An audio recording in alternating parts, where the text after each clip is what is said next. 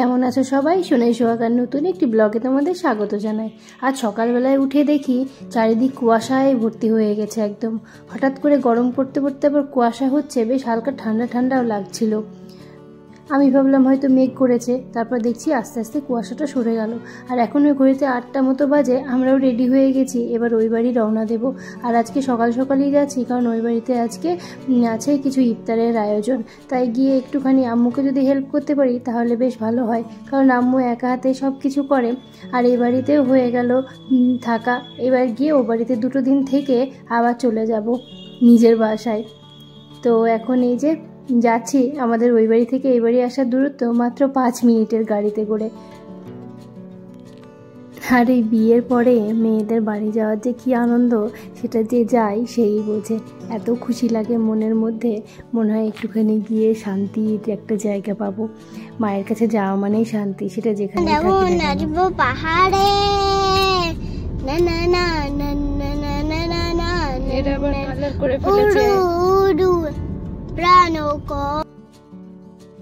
এই যে তোমাদের সঙ্গে গল্প করতে করতে চলে এলাম বাড়িতে।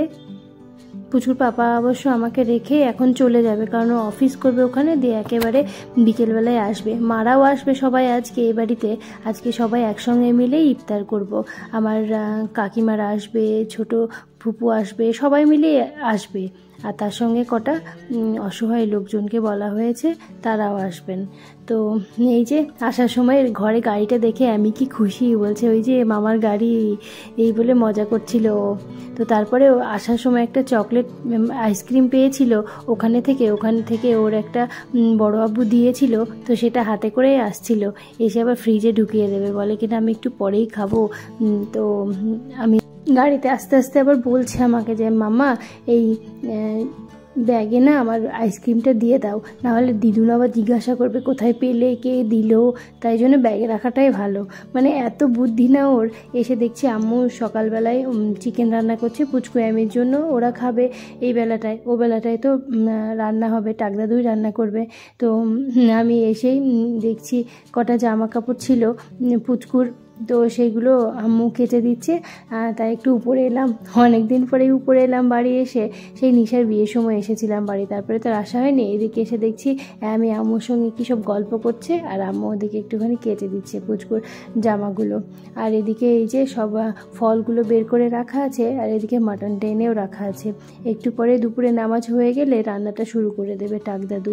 আর আজকে মেনুতে আছে ডাল, চাটনি, একটা সবজি, আর তার সঙ্গে মাটন, ভাত।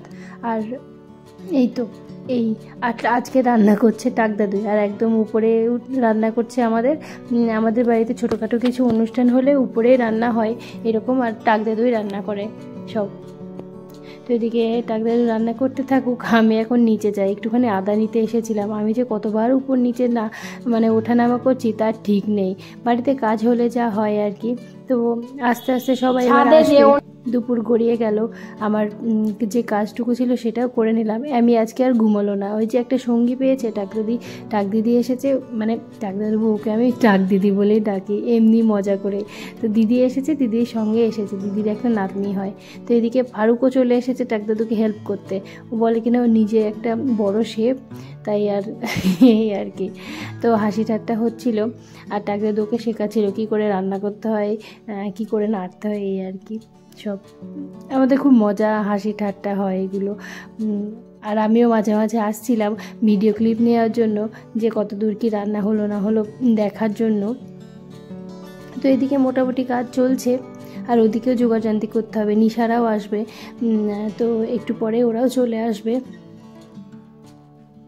আর সত্যি বলতে বাড়িতে যেমন মাটন রান্না হয় না, তার থেকে দেখবে যখন অনুষ্ঠানের মাটনটা রান্না হয় সেটা টেস্টই আলাদা হয়। বিয়েবাড়িটা তো আরও আলাদা টেস্ট হয়, সেটা কখনোই বাড়িতে এরকম টেস্ট আনা যায় না, এটা তো আমার মনে হয়।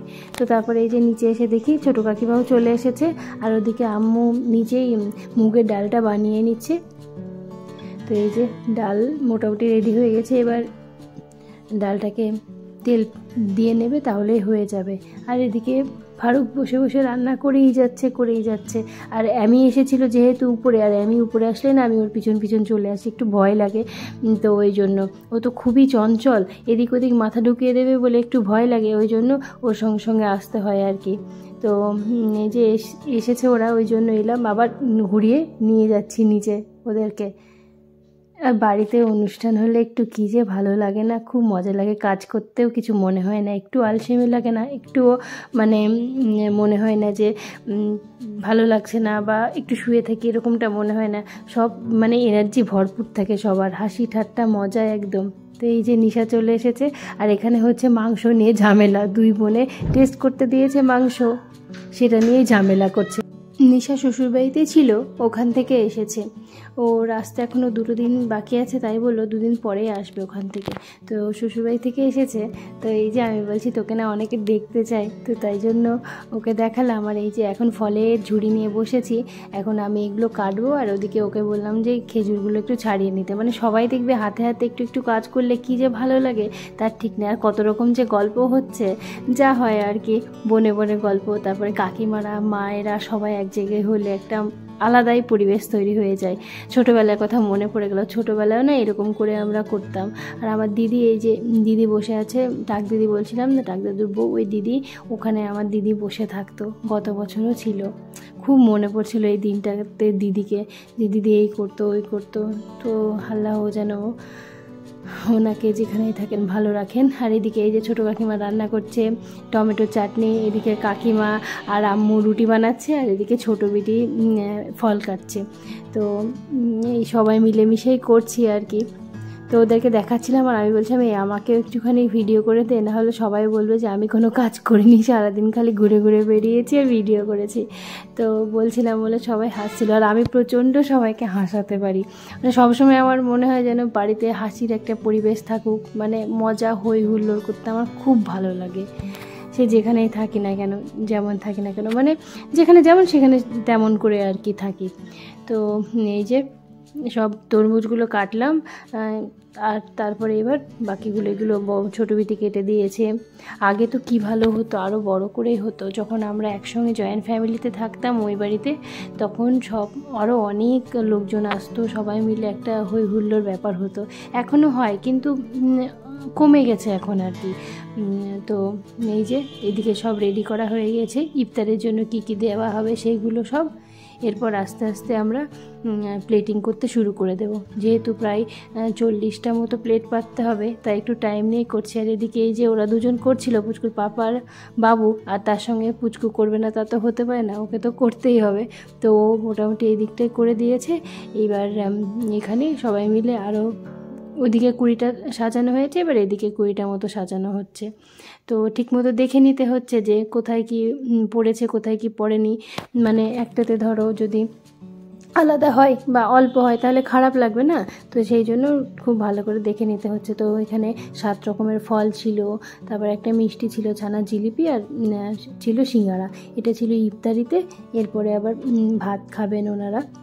তো এই যে রেডি হয়ে গেছে, কী যে ভালো লাগছে থালাগুলো দেখতে। আলহামদুলিল্লাহ, আল্লাহ যেন এইভাবে বরকত দেয় মানুষজনকে, মানে দেওয়ার জন্য, এটাই আল্লাহর কাছে চাই। সবাইকে সুস্থ রাখুক, ভালো রাখুক, আর এইভাবেই যেন দিন কেটে যায় আল্লাহর রহমতে। তো এই যে সবাই মিলে হাতে হাতে কাজ করে মোটামুটি সব কমপ্লিট হয়ে গেল। আর এদিকে দই মিষ্টি সবই চলে এসেছে। এই যে পাঁচমিশালি সবজিটা হয়েছে, এটা দারুণ টেস্টি হয়। আর এদিকে হয়েছে মাটনটা, তারপরে ভাত, সবই রেডি হয়ে গেছে। আর আমি একটু একটু করে না এরকম ভিডিও করছিলাম, মানে আমার ভিডিও করার তো কেউ নেই, আমাকে নিজেরটা নিজেকেই করতে হবে। তো এই যে সব রেডি, ব্যাস। একটুখানি ভয়ও লাগে জানো তো, যে তাড়াতাড়ি হবে না এটা ভেবে। তো এখানে সবাইকে ইফতার দিয়ে দিয়েছি, এই পাটটায় বসেছে মেয়েরা আর ওই পাটটায় বসেছে ছেলেরা। তো খুব ভালো লাগছিল কালকে সবাই একসঙ্গে। আমার বড় বিটি খালি ছিল না, মামারাও এসেছিল, তো মামারা ওইদিকে বসেছিল। তো এই যে পুচকু কিছু খায়নি, ইফতারে বসেছিল বাট ও কিছুই খায়নি একদম।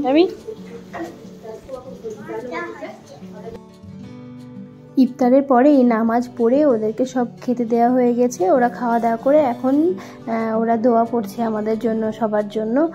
তো দোয়া পড়ার পরে এই যে কিছু জামা কাপড় আর কি ওদেরকে দান করা হচ্ছে, সেটাই আমি করছে ওর মামার সঙ্গে।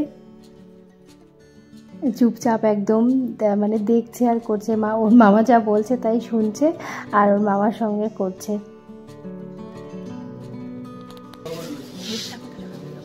হ্যাঁ বেশি বার একটু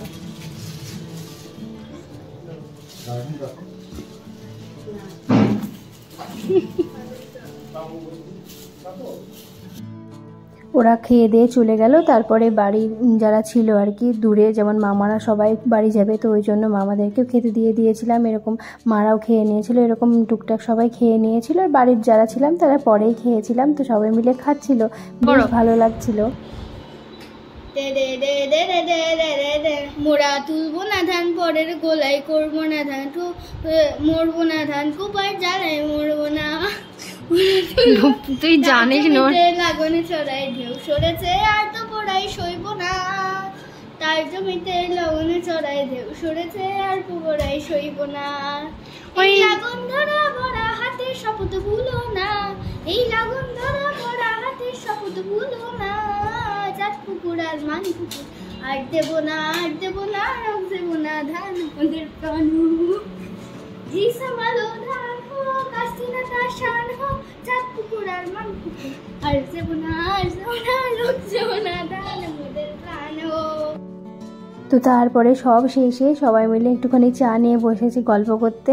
তো তারপরে এই যে সবাই চলে যাচ্ছে, একটু মনটা খারাপও করছে, ভালো লাগলো, সবার সঙ্গে দেখাও হয়ে গেল। আর আজকের ব্লগটা না এই পর্যন্তই রাখছি, আবার তোমাদের সঙ্গে দেখা হবে পরের ব্লগে। ততক্ষণ অবধি তোমরা সবাই সুস্থ থেকো, ভালো থেকো, সাবধানে থেকো, কেমন? আসি তাহলে। হ্যাঁ, চ্যানেলটি সাবস্ক্রাইব করতে ভুলো না, যারা ফেসবুক থেকে দেখছো তারা কিন্তু চ্যানেলটি ফলো করে দিও, ঠিক আছে? আসছি।